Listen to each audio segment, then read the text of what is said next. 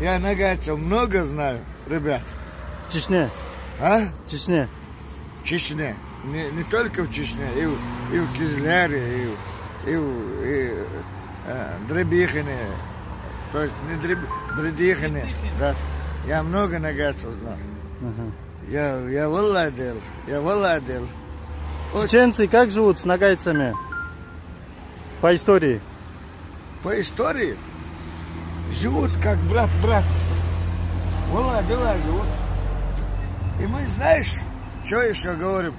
Мы у вас еще хорошие перенимаем. Вот так вот. Какие моменты? Самые хорошие. Самый хороший момент у нагайца, знаешь, который? Он не думает о смерти, когда разозлится. Он о смерти не думает. Он дурак. Все, Баркал, Дерескал.